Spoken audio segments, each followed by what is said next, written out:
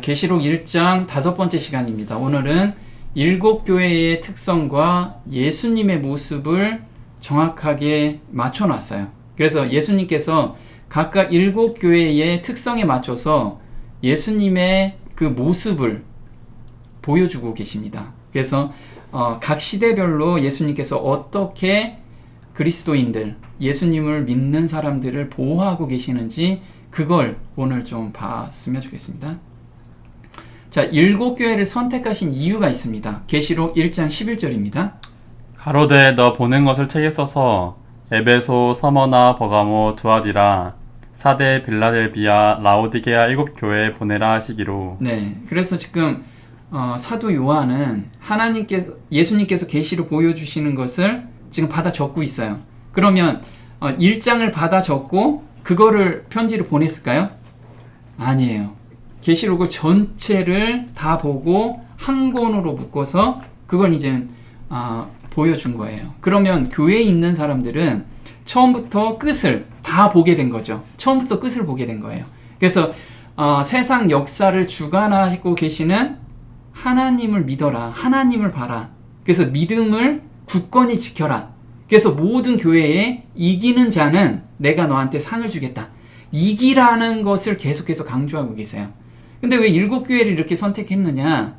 한번 지도를 보겠습니다. 지도를 보면 어디에서 보냈냐면 반모섬이라는 곳이 여기 있고요. 바로 가장 가까운 곳이 에베소 교회였어요. 그럼 에베소 교회에서 가면 서머나 교회가 있고 버가모 교회가 있고요. 두아디라 교회가 있어요. 그럼 이렇게 보면 우리 그 순환도로처럼 이렇게 쭉 순환해서 돌아갈 수가 있습니다. 그리고 지금 이 7개는 굉장히 큰 도시의 큰 교회들이에요. 지금 우리나라로 이야기하면 대도시인 거죠. 서울에 있고, 그 다음에 대전에 있고, 광주에 있고, 대구에 있고, 이렇게 큰 도시마다 있는 그런 교회들이었어요.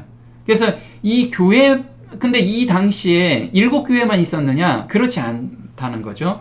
골로새 교회도 있었고요. 히에라폴리스라는 교회도 있었어요. 이게 어디에 나오냐면 골로새서 4장 13절에는 이렇게 나옵니다. 그가 너희와 라오디게아에 있는 자들과 히에라볼리에 있는 자들을 위하여 많이 수고하는 것을 내가 증거하노라. 네, 여기서 보면 라오디게아 교회하고 히에라폴리스 교회는 굉장히 가까이 있었어요. 골로새보다 훨씬 가까이 있었죠. 그래서 이 교회에서는 성도들 간 서로 교제가 굉장히 활발하게 이루어졌었던 거라 이거죠. 그런데 왜 이 7교회를 선택했냐면 이 각 교회마다 그 특성을, 이 대표성을 띄었다는 거예요. 특성을 대표했다는 거죠. 한번 보겠습니다.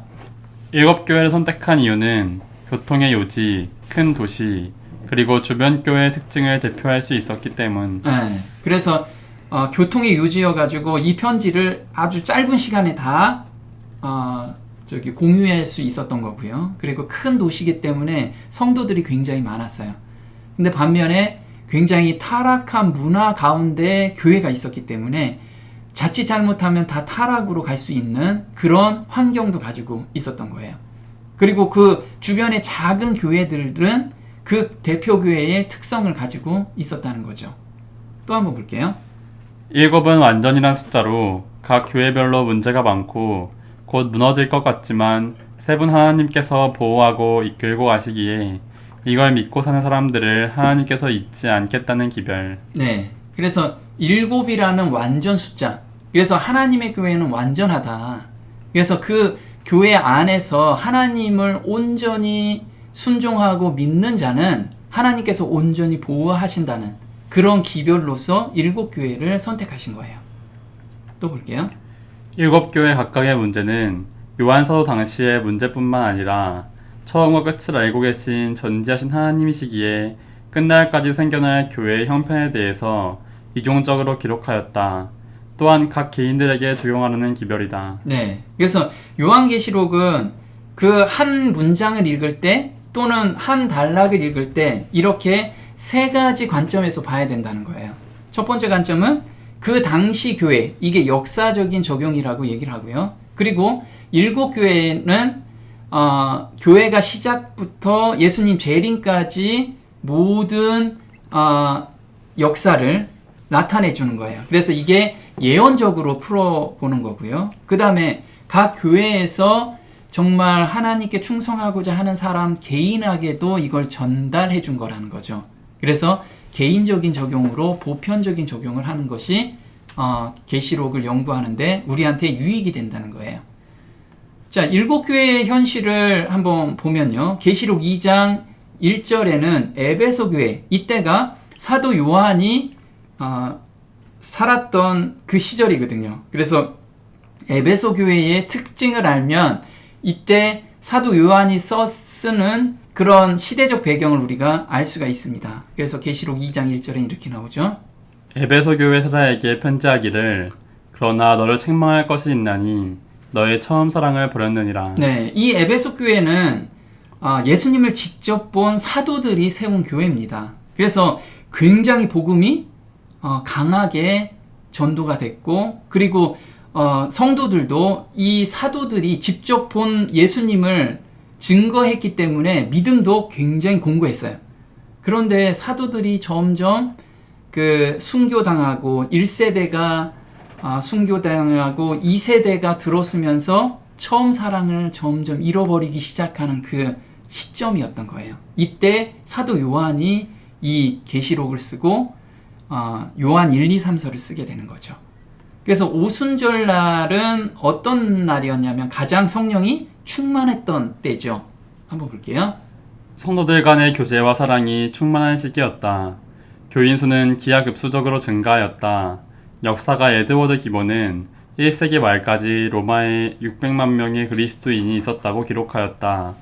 초기 시대의 순결성과 첫사랑의 열정과 헌신이 있었던 시대였다. 네, 이 오순절에 교회가 시작이 돼서 이렇게 성령 충만한 가운데 매일같이 엄청난 숫자가 늘어나기 시작했고 예수님을 믿게 된 거죠. 그런데 로마 황제의 박해가 치열할 때도 바로 이때를 시작으로 합니다. 왜냐하면 로마 황제들은 자기가 신이라고 표방을 하고 자기한테 경배하기를 원했습니다. 그런데 예수님을 믿는 기독교는 유일신을 믿기 때문에 절을 하지 않는 거예요. 예배를 드리지 않는 거예요. 그래서 반역자로 해가지고 굉장히 핍박이 많은 시기가 바로 이 시기였죠. 근데 대표적인 시기는 네로 황제 때였습니다. 네로 황제가 로마시를 방화를 했는데 이것을 기독교인한테 다 뒤집어 쓴 거예요. 그래서 이때 엄청난 핍박과 엄청나게 많은 사람이 죽게 된 거죠. 한번 볼게요. 들짐승의 가죽을 입혀서 사나운 개들에게 내어주어 갈기갈기 찢기게 하는가 하면 십자가에 달기도 했고 혹은 그들의 몸을 불태워 밤을 밝히는 횃불로 사용하기도 하였다. 네, 얼마나 많이 죽었으면 로마 황제, 이때 네로 황제인데 자기 정원에 불빛을 이 성도들을 태워서 그 정원을 밝혔다고 합니다. 그 정도로 사람이 순교하는 사람들이 너무 많았던 거죠. 근데 이때 얼마나 많은 사람들이 순교했냐면 정말 매일같이 사람들이 죽으니까 믿음이 흔들릴 수도 있잖아요. 그래서 이때 베드로가 이때 순교합니다. 순교하는데 베드로가 베드로 전서하고 베드로 후서를 이때 써요. 그래서 이때 인내를 굳건히 하라 이런 내용으로 계속 쓰게 되는 거죠. 한번 볼게요. 베드로 전서는 네로 황제 시대에 박해를 받고 있던 성도들을 위로하고 격려하기 위해서 쓴 편지이며 베드로 후서는 순교 직전에 쓴 편지였다. 네, 이게 로마 방화 사건이 AD 64년인데 베드로 후서가 AD 64년경에 썼다고 합니다. 그리고 이때 쓰고 나서 순교를 하게 돼요. 그리고 이때 같이 쓴 게 바로 누가복음입니다. 마가복음. 그래서 마가복음을 읽어보면 박해를 참으라는 내용들이 굉장히 많이 나옵니다. 왜냐하면 진짜 현실적인 내용을 쓰고 있기 때문에 그래요. 볼게요. 마가복음은 5분의 1 이상이 예수님의 고난을 말하고 있고 주님의 순환 예언이 8장부터 소개되어 있다. 박해를 받고 있는 성도들에게 이러한 고난 속에서 주님을 믿고 따르는 그리스도인들이 어떻게 처신해야 하는가, 어떻게 살아야 하는가 하는 문제를 다루고 있다. 네. 그래서 베드로 전후서 마가복음이 이때 써진 거고요. 그래서 이때 베드로가 순교가 되고 바울 형제가 이때 순교가 됩니다. 그래서 쟁쟁한 그 사도들이 막 순교하고 있게 된 거예요. 그러니까 교회 내에서 이 기둥들이 이제 순교당하니까 이게 믿음이 약한 사람들 흔들릴 수밖에 없는 거죠. 한번 또 볼게요. 신도들의 열심은 쇠해지고 하나님께 대한 그들의 사랑과 상호 간의 사랑이 식어지기 시작하였다. 냉담함이 교회 안에 몰래 들어왔다. 어떤 이들은 저희가 진리를 받았던 기이한 방법을 잃어버렸다. 한 사람 한 사람 연로한 기수들은 그들의 자리에 쓰러졌다. 이 개척자들의 짐을 분담하여 현명한 지도자의 임무를 위한 준비를 갖추었어야 할 젊은 일꾼들 중 어떤 이들은 반복된 진리의 실증을 느끼게 되었다. 네, 지금 여기서 보면요. 열심은 점점 쇠하여 갔고요. 상호 간의 사랑이 식어졌어요. 왜 식어졌을까요? 이 믿음으로 말미암는 의, 자아를 온전히 십자가에 못 박는 그런 복음이 서서히 퇴보되기 시작한 거예요. 이론으로만 정립되기 시작한 거예요. 그러니까 교회에 가면 아까도 큰 교회에 이게 편지가 돌았다고 했잖아요. 큰 교회에 가면 다들 냉담한 누가 오든 안 오든 그냥 형식적으로 인사하는 그런 형태의 교회 분위기가 돌아가기 시작을 한 거예요.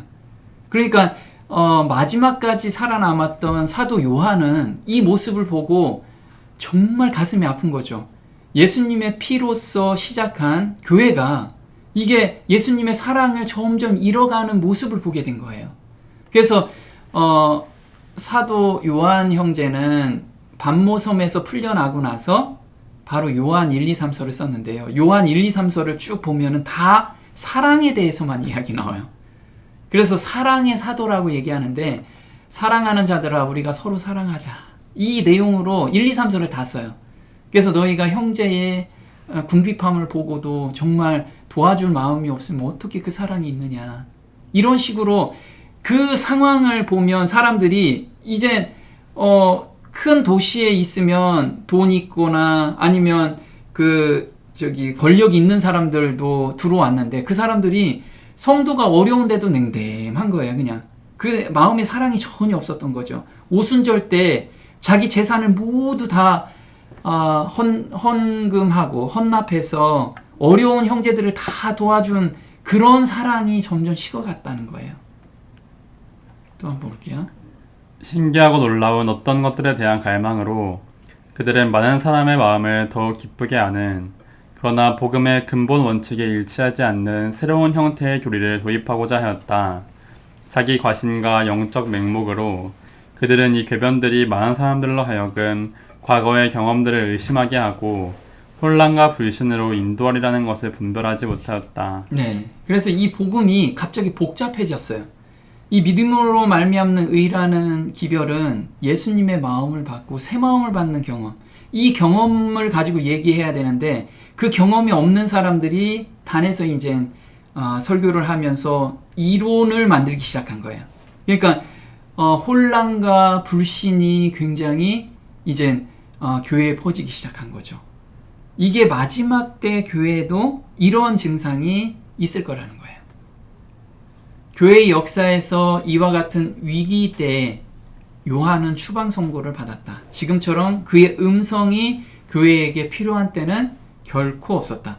그래서 요한은 반모섬에서 이 소식을 듣고 얼마나 하나님께 기도하고 매달렸을까요? 그리고 교회에 대한 그의 걱정도 엄청나게 많았을 거예요. 그 가운데 누구의 목소리를 들었냐면 자기가 정말 그렇게 사랑하고 찾았던 예수님의 목소리가 들렸던 거예요. 그럼 이 요한의 마음은 어땠을까요? 정말 가슴이 미어졌겠죠. 어떤 땐 너무 기뻤고 어떤 때 한편으로는 그 말을 어떻게 해야 될지 모를 정도로 복잡했을 거예요. 그래서 요한은 그 목소리를 들었는데 그 스승의 목소리, 자기가 평생 예수님과 같이 지내면서 들었던 그 목소리가 딱 들린 거예요. 그러니까 너무 반가웠겠죠. 그러면서 아마 이렇게 본인이 예수님하고 걸었던 그 기억이 새록새록 났을 거예요. 그래서 그걸 보면 요한은 언제 예수님께서 부르셨냐면 마태복음 4장 21절에 요한을 부릅니다.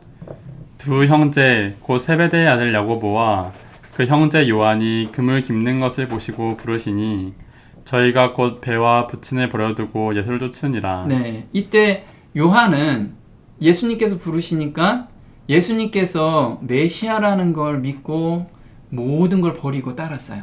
그 목소리 기억하겠죠. 우리도 거듭난 시점의 목소리, 그걸 기억하잖아요. 또 한번 볼게요. 엿새 후에 예수께서 베드로와 야고보와 그 형제 요한을 데리시고 따로 높은 산에 올라가셨더니 네, 그래서 변화산에서도 예수님께서 이 세 형제들을 데리고 올라간 그 모습, 거기에서 정말 예수님이 하나님의 아들이라는 걸 또 경험한 그 목소리를 들었을 거예요. 또 십자가에서 예수님께서 말씀하신 그 목소리도 들렸을 거예요. 기억이 났겠죠? 예수께서 그 모친과 사랑하시는 제자가 곁에 섰는 것을 보시고 그 모친께 말씀하시되 여자여 보소서 아들이니이다 하시고 네, 이때 십자가에 못 박히시고 나서 제자들은 다 도망갔잖아요. 근데 유일하게 남았던 제자가 바로 사랑하시는 제자, 이게 요한이거든요. 근데 요한은 이때 그 12제자 중에서 가장 어렸어요. 가장 나이가 어렸습니다. 이때가 20대 한 초반 정도 됐을 거예요. 가장 어렸고, 근데 지금 이때 나이가 되니까 이때 나이는 한 90세 정도 됐거든요. 그러니까 그 어려서 같이 형들이죠. 동네 형들이니까 형들 따라서 이렇게 복음 전도하고 또 예수님하고 따라서 다니다가 그 형들이 모두 순교하고 이 세상에 없어요. 오로지 자기만 있는 거예요. 그 자기만 있는 그 가운데 어떻게 보면 책임감도 엄청나게 무겁고 얘기할 상대가 그런 형들이 없으니까 좀 외로운 상태에서 예수님의 목소리를 딱 들은 거예요. 그러니까 얼마나 반갑고 또 어떤 때 또 정말 가슴이 벅차고 막 그러겠죠. 그래서 예수님의 목소리 듣고 돌아보게 된 거예요. 본 거죠. 한번 볼게요. 몸을 돌이켜 나더러 말한 음성을 알아보려고 하여 돌이킬 때에 7 금촛대를 보았는데 네. 그래서 요한아 이렇게 부르니까 그 요한아 하는 소리가 얼마나 큰지 그 소리를 돌아본 거죠. 돌아봤는데 깜짝 놀란 거예요. 예수님이 계셔야 되는데 엄청나게 희한한 분이 계신 거예요.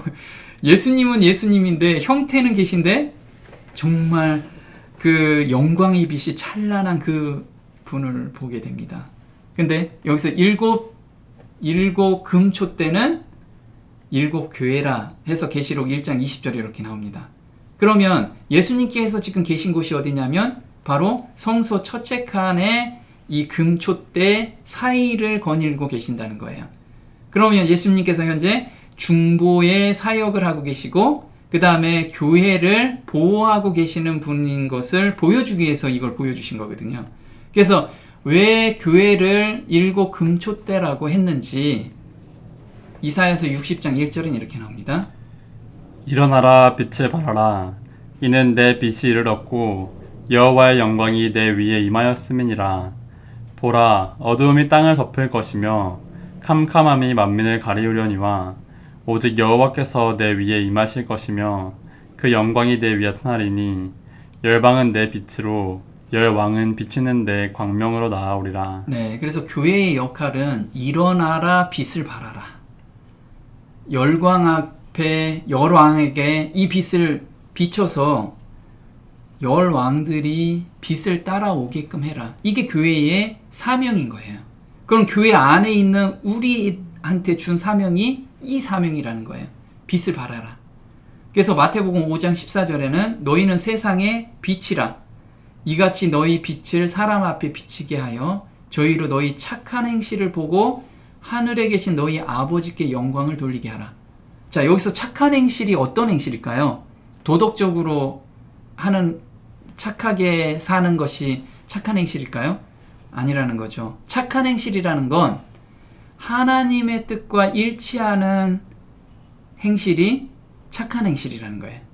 그럼 우리 힘으로는 안 되니까 우리는 새 마음을 받는 경험 가운데서 이 행동이 나오면 하나님 보시기에 그게 착한 행실이라는 거예요. 그래서 우리한테 원하시는 건 바로 세상의 빛으로 너희가 살라는 것을 이 금초대 사이를 거니시는 예수님께서 저희한테 보여주시는 거죠.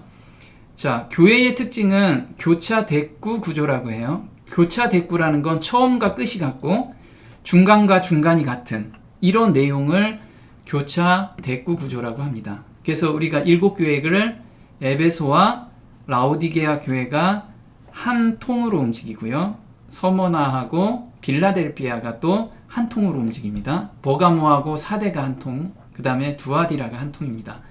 자, 에베소 교회는 이른비 성령을 받아서 교회가 시작된 교회고요. 라오디게아 교회는 늦은비 성령으로 교회가 마무리되는, 완성이 되는 시점입니다. 그래서 에베소 교회의 사정이 라오디게아 교회의 사정과 거의 비슷하게 돌아간다는 거예요. 자, 서머나 교회는 핍박이 가장 심했던 시절입니다. 그리고 빌라델피아 교회는 성령 부흥 운동이 있었던 시점이죠. 그래서 이때는 책망이 없는 교회였습니다. 그리고 버가모 교회하고 사대 교회는 아무런 칭찬이 없는 교회였고요. 두아디라 교회는 세상 권세를 잡은 독보적인 교회를 의미해요. 그래서 하나만, 비교할 대상이 없다라는 거죠.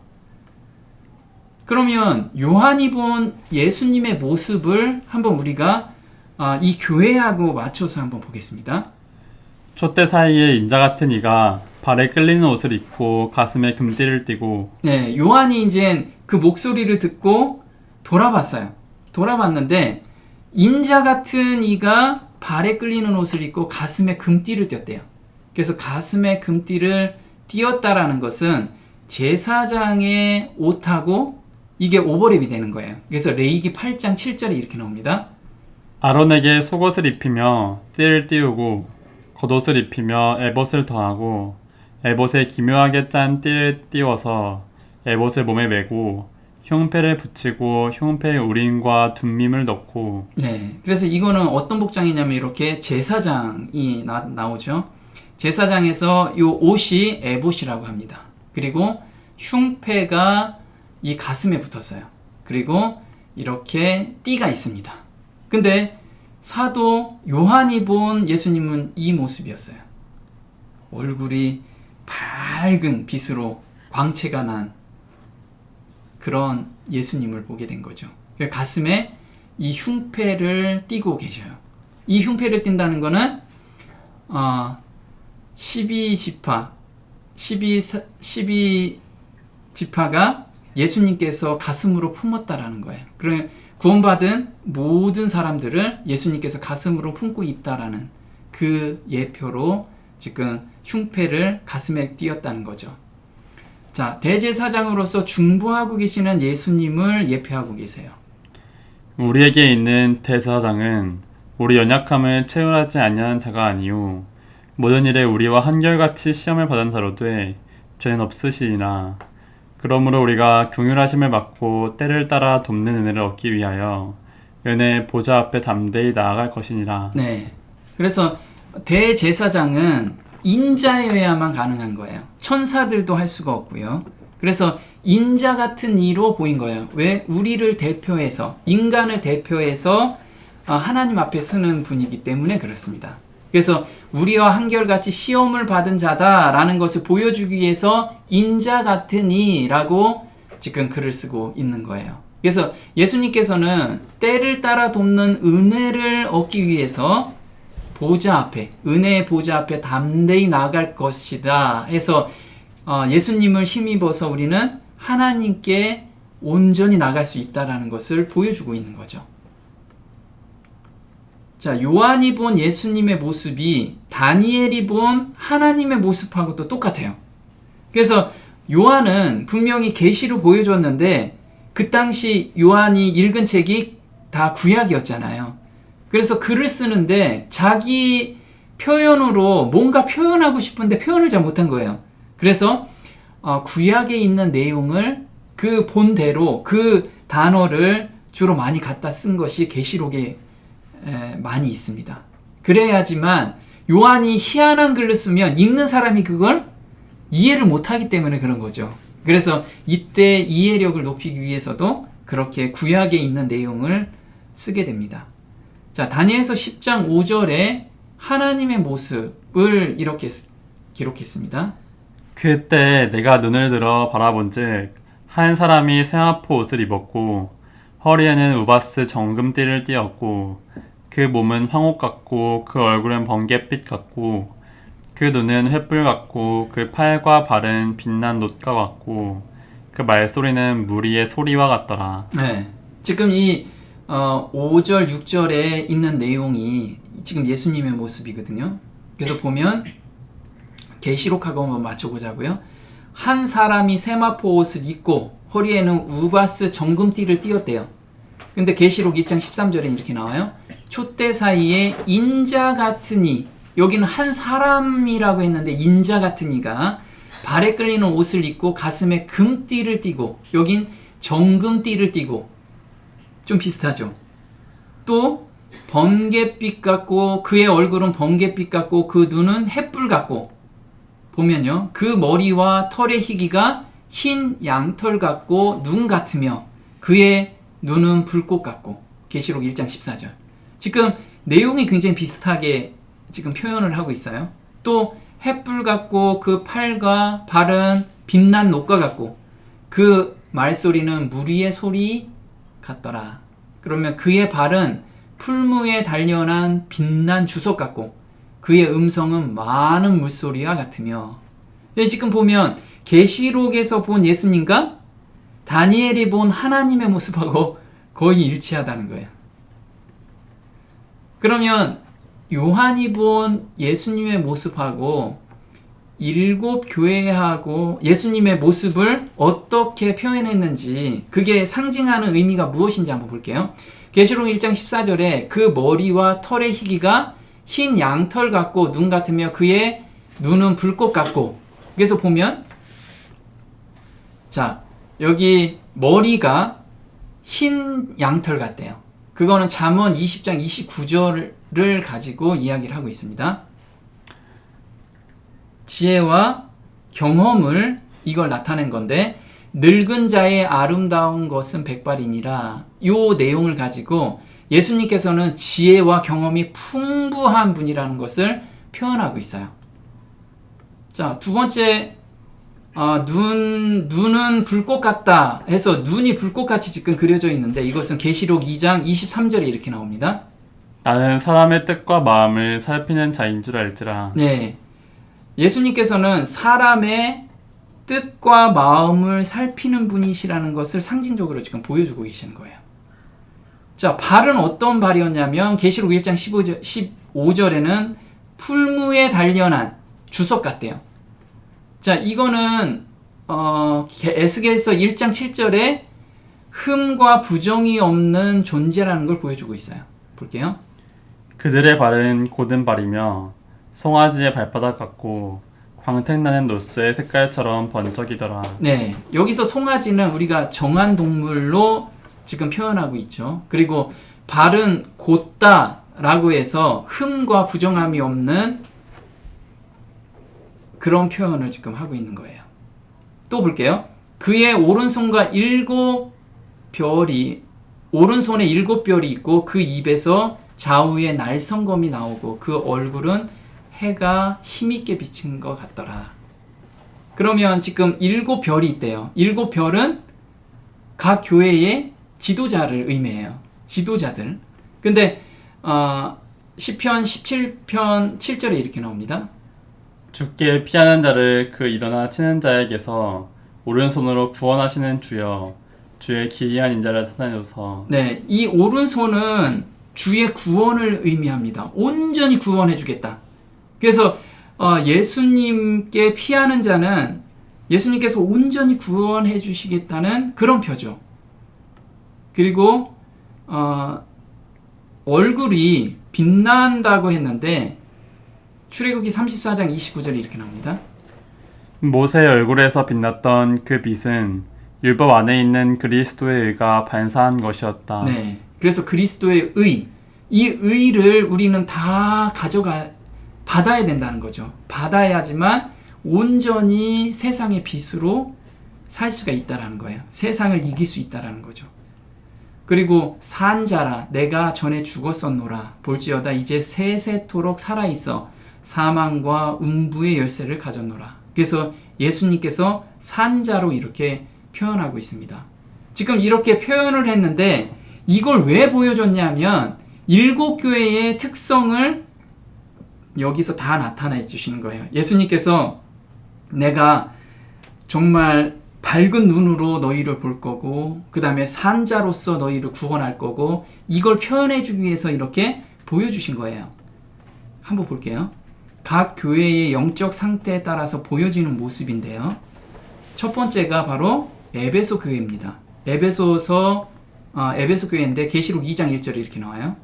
에베소 교회 사자에게 편지하기를 오른손에 7별을 붙잡고 7 금초대 사이에 다니시는 이가 가라사대. 네, 에베소 교회에서는 이 오른손에 7별을 잡았대요.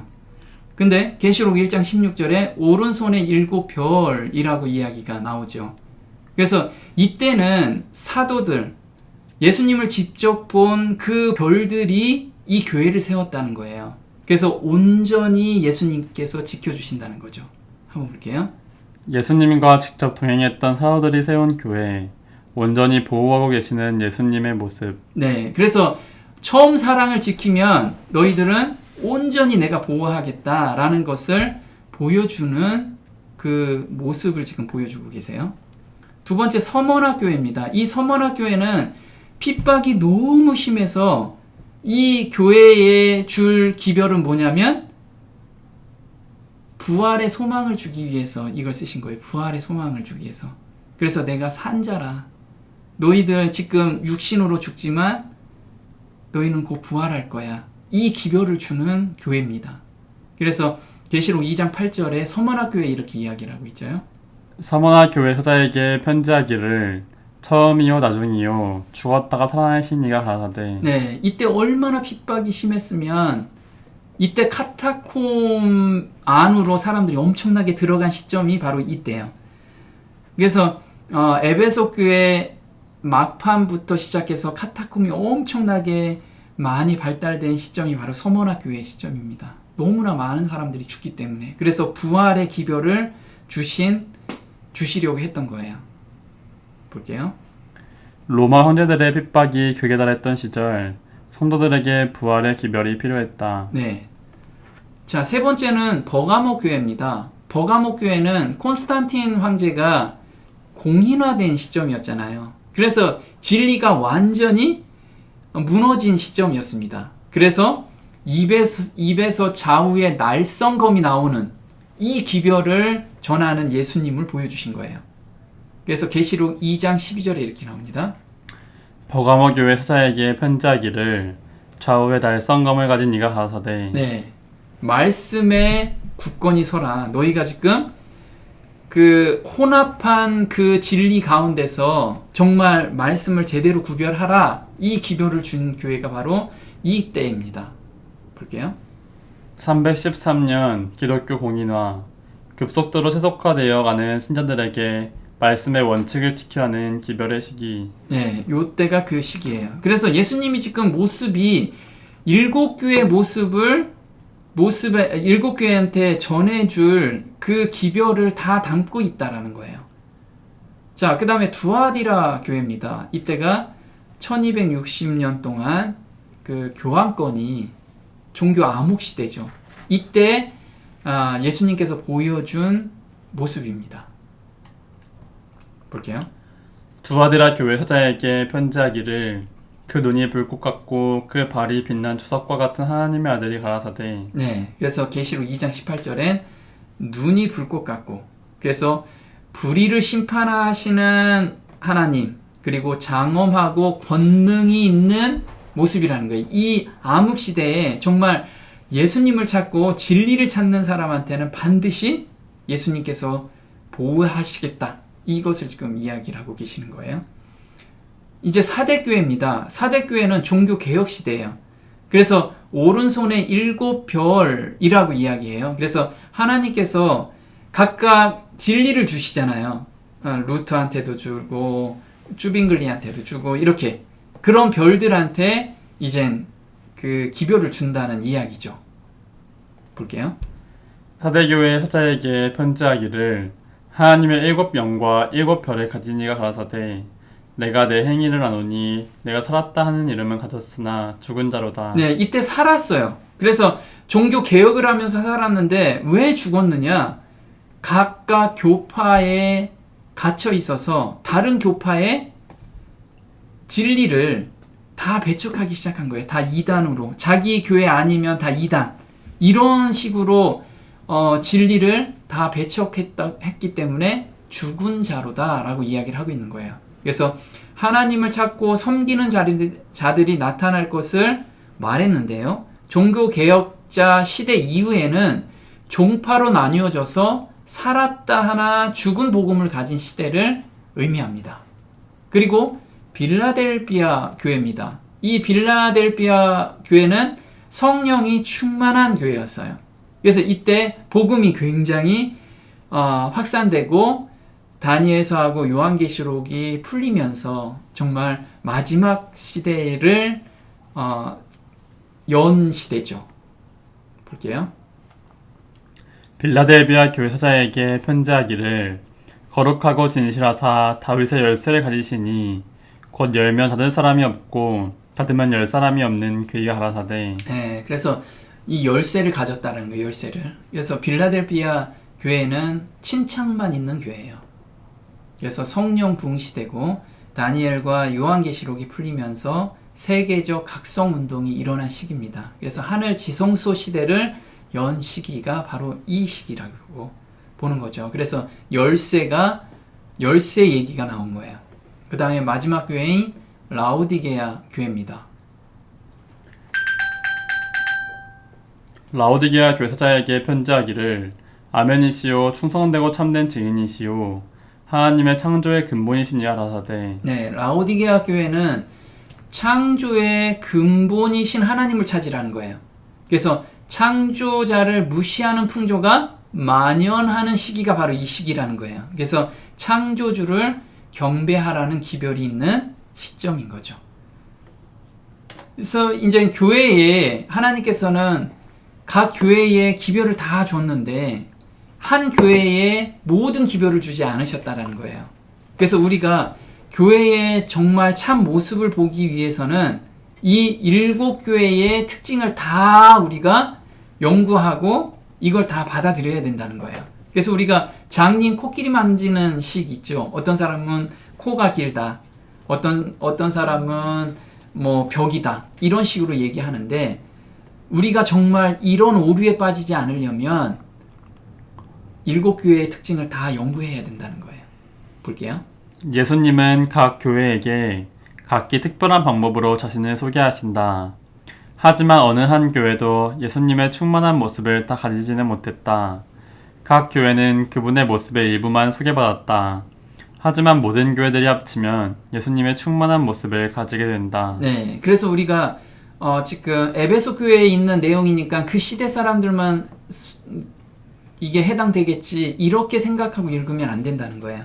이 7교회를 다 우리가 묵상하고 연구할 때 교회의 참 모습 그리고 교회에서 앞으로 세상에 어떤 모습으로 이 교회가 드러나야 되는지 그런 모습들을 우리가 다 볼 수 있다라는 거예요. 또 볼게요. 예수님에 관한 충만한 계시는 신자들로 구성된 큰 몸에서 분리된 개인들이나 분파들을 통해서가 아니라 그리스도의 전체 교회를 통하여 온다는 사실을 염두에 두는 것은 중요한 일이다. 그뿐만 아니라 어느 두 교회에게도 그리스도의 동일한 측면이 소개되지도 않았다. 그에 대한 확실한 이유는 각 교회가 그들의 고유한 상황에 처해 있고 고유한 필요를 가지고 있으며 예수님은 그 각 교회 사정에 대응하실 수 있기 때문이다. 네. 그래서 보면 예수님에 관한 충만한 계시, 이 충만한 계시를 알려면 어떤 개인이나 어떤 분파, 우린 어떤 분파여서 교회가 굉장히 커요. 이렇게 이런 교회에 예수님을 충만히 알 수가 없다라는 거예요.